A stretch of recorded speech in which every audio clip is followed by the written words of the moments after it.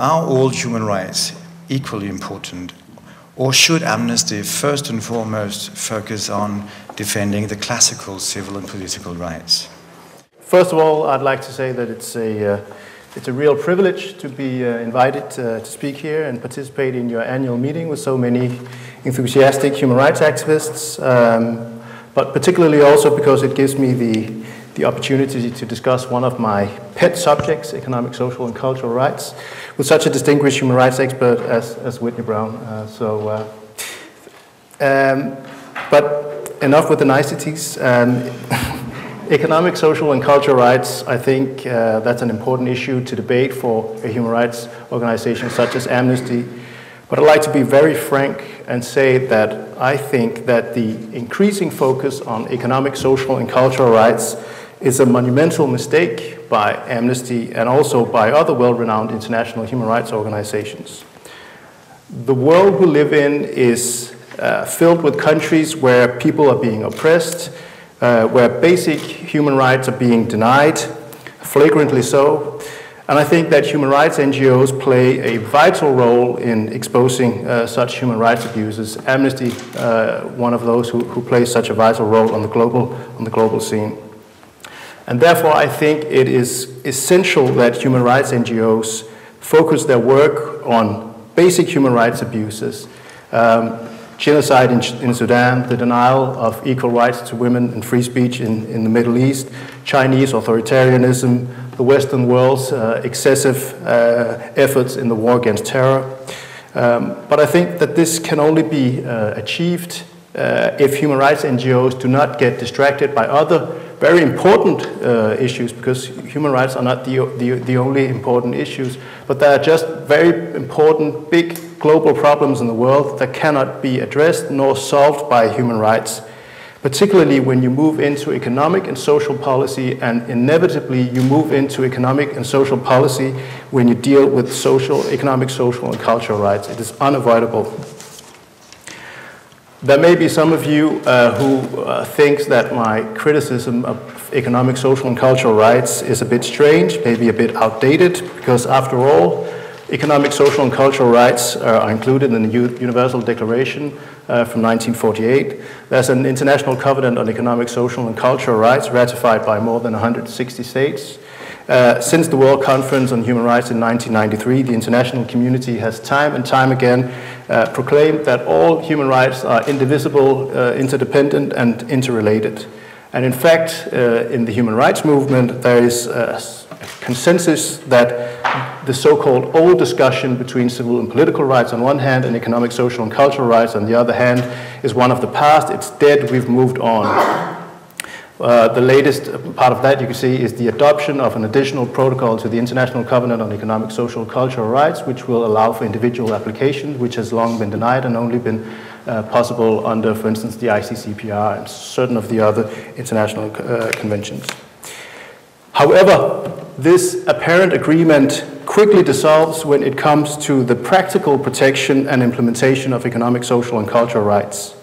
Simply stating over and over again in international fora that these rights are indivisible from civil and political rights does not change the fact that most of the economic, social, and cultural rights, not all of them, are fundamentally different in nature from the civil and political rights, and that advocacy of economic, social, and cultural rights will be met with an entirely different reception than advancement of, say, freedom of speech and the prohibition against torture. And I think that you in Amnesty and other organizations are in for a rude awakening if you assume that the agreement in the human rights movement and the agreement on various papers in the UN about the importance of economic, social, and cultural rights translates to the general public and to the political level in general. But let me get a bit more specific about the differences. It's clear when you read, for instance, the International Covenant on Civil and Political Rights and the International Covenant on Economic, Social, and Cultural Rights that there are real differences in the wording about these rights. The Covenant on Economic, Social, and Cultural Rights talks about progressive realization, and the content of the rights is much more vague, much more ambiguous. This has partly been translated away by certain treaty bodies. I'll get back to that. But also philosophically, the two sets of rights are quite different. The civil and political rights are at their core meant to make possible and legitimize a liberal democracy. So you have these participatory rights like freedom of association, freedom of speech, that make sure that political pluralism is possible. And without such rights, a democracy would not be legitimate. But they serve an even more important function than legitimizing democracy. They also limit what actions even a legitimate government may subject its citizens to. So no matter how large a majority is behind a government, it cannot use torture, it cannot arbitrarily detain its citizens, it cannot deny freedom of speech. And therefore, civil and political rights play at least two important functions in a democracy. They legitimize the democratic process in itself, and it safeguards the individual freedom and integrity of citizens against majoritarian excesses. However, and this is very important, civil and political rights do not prescribe what governments should do in detail. Within the limits prescribed by civil and political rights, the people may form the kind of society they themselves desire according to the democratic process. And that may be a social democratic welfare state, or it may be strictly limited government, more along an American model. That is not the case with economic, social, cultural rights if you are to understand them as individual rights that trump competing interests. Social rights do not directly legitimize governments. So in the socialist countries during the Cold War, most people got an education, most people had a place to live, and so on, but that did not make the governments of the Soviet Union, of Eastern Germany, legitimate at all. I hope all agree that they weren't not. Nor did it, of course, ensure political pluralism, because there was none. Moreover, the economic, social, and cultural rights do not protect individual freedom from government action. In fact, they require governments to undertake action and move society in a particular direction where freedom of the individual becomes threatened. And I'd like to demonstrate this with a quote from a UNESCO document which was drafted when the Universal Declaration was being considered. I've put it up here. And here it talks about the new declaration. So if it is to include provisions for social services, for maintenance in childhood and old age and all these goods, it becomes clear that no society can guarantee the enjoyment of such rights unless it in turn has the right to call upon and direct the productive capacities of the individuals enjoying them. That to me is a very eerie quote and demonstrates to me that the drafters of the Universal Declaration were perfectly aware that economic, social, and cultural rights require that the state take over a lot of decisions that human beings would otherwise be free to make for themselves.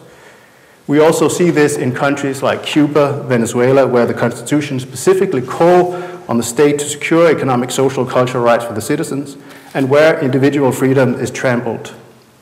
So therefore, if economic, social, and cultural rights are to be protected and respected as individual rights, like civil and political rights, that trump competing interests, they are, in my point of view, incompatible with individual freedom.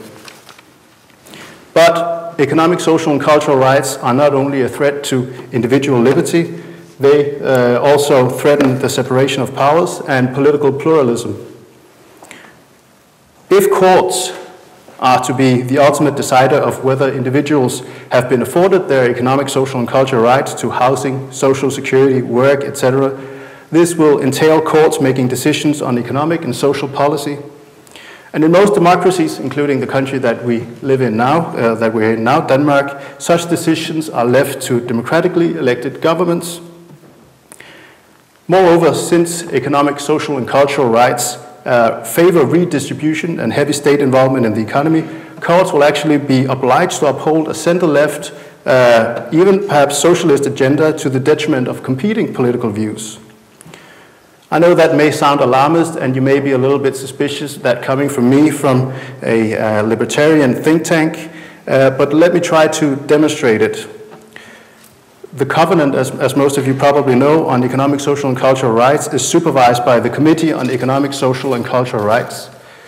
This committee drafts general comments about the implementation, the interpretation of the covenant, and they also come with conclusions to the state reports that are submitted by the state parties. So every time that Denmark submits a report every 4 years, the committee will come up with their conclusions on whether Denmark lives up to the obligations. Now, in a number of general comments, the committee has stated that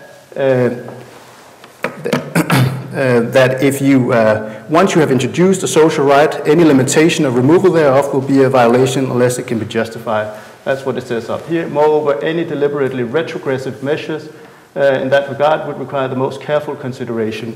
So that's a general way of interpreting the convention. This is very relevant when it comes to the right to social security in Article 9 of the covenant. Here, the committee has said that once you have introduced a certain level of social security, there's a strong presumption that retrograde measures is a violation. So this actually means that if a government decides to cut social spending, to decrease public pensions, to slash unemployment benefits, etc., such reforms will be a violation of the right to social security unless it can be justified. And the committee is quite open about this. It has actually criticized a number of Western countries like Finland, Canada, Germany, Switzerland, New Zealand for carrying out market reforms and told these states that they should increase rather than limit public spending on social security.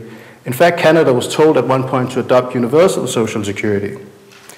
And I think that it is quite clear that it is completely inappropriate for a quasi-judicial organ and also for courts to decide on these issues. If courts should decide on these issues, that has to be decided at the national level by a constitution adopted by the citizens themselves. Now, whether you have a social democratic welfare state or a Reagan-esque market economy, that must be a democratic decision to be made by the people and governments, not by courts, and specifically not a committee, a UN committee sitting in Geneva or New York. Also, I think that it's quite clear that saying that free market reforms are basically a human rights violation is a very undemocratic way to approach it, and it's a political rather than a legal judgment. I don't think you can compare a government which tortures its own citizens, detains them arbitrarily, and on the one hand, and on the other hand, a government that makes market reforms. In a democracy, violations of civil and political rights are basically outside the sphere of politics, whereas the size of the public sector, social security, etc., are the bread and butter of politics. That's what we disagree upon, and that's, therefore it should be political, not legal. But if you claim that these actions are equally reprehensible, human rights basically cease to have a meaning. And this is, of course, where amnesty will have a huge problem if you champion economic, social, and cultural rights. Because if you start criticizing governments for cutting down public spending, you will, in fact, become indistinguishable from left-wing parties with the same message. You will be perceived not as human rights activists, but as a left-wing special interest group. And also, it will be much easier to deflect the very crucial documentation that you do on civil and political rights around the world once you have been identified as a left-wing organization. Let me document the left-wing bias by another quote from a leading human rights expert and former UN Special Rapporteur, a Norwegian professor called Asbjørn Eide. This is in fact from a textbook on economic, social, cultural rights, which is widely used around universities in the world, where Asbjørn Eide says that people are poor because of those who are not poor. The main obstacle facing the realization of economic, social rights is the accumulation of wealth in few hands and few countries, combined with their control over or dominance in the fields of technology, patents, and communications. And then the bête noire is the neoliberalist ideology. So basically, economic, social, cultural rights are hampered by neoliberalist thoughts about market economy. That's what we have to do away with if we want to achieve economic, social, cultural rights. I have no problem with Asbjørn Eide having that view. That is fine. You can be left-wing, you can be right-wing, but it's patently false to present this as a human rights issue. This is a political view and has very little to do with human rights, in my opinion. But these are the assumptions and the philosophy underlying social rights. And you may be privately in favor of a social democratic welfare state or socialism, but one's political convictions cannot and should not be elevated to human rights that trump competing visions of the good society. On the same footing, I'd like to say that I personally favor a strong protection of private property, but I cannot go out and say that Danish levels of taxation is a violation of international human rights and the right to private property, or that eminent domain expropriation is a violation. I have to accept that my vision of the good society depends on the political will of my fellow citizens. So there are these frameworks which are the civil and political rights that you cannot go outside, but inside that, there's a lot of leeway on how to create the good society that cannot and should not be decided by rights, because rights trump competing interests. The political discussion basically ends when you say this is a human rights violation. Let me go to a final point before we go to the debate.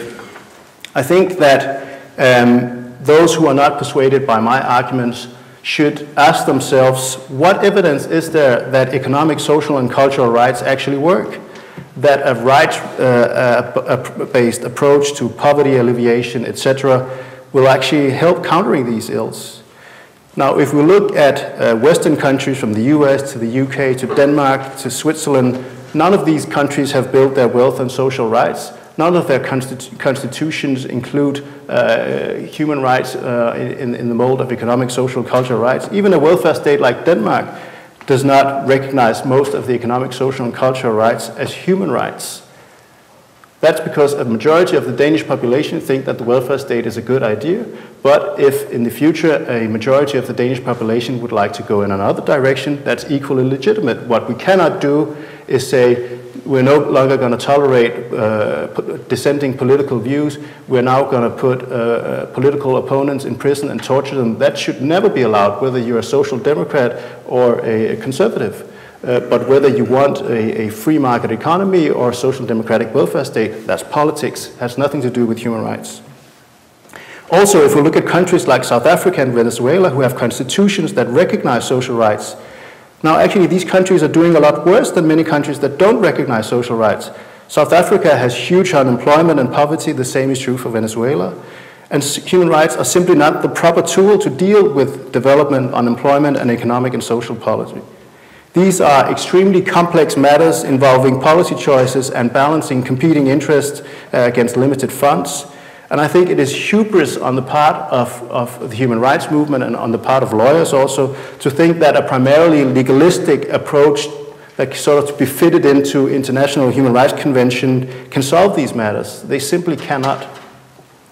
So international human rights must first and foremost be a protection against totalitarianism, authoritarianism, whether in the guise of fascism, communism, religious fundamentalism. And that's what civil and political rights actually do if they're respected. And that's where Amnesty International has and can continue to play a vital role. Now, at best, social rights institutionalize a social democratic welfare state. At worst, they lead to oppressive socialism. And I think it would be a great, great tragedy if Amnesty supported such a development. Thank you very much.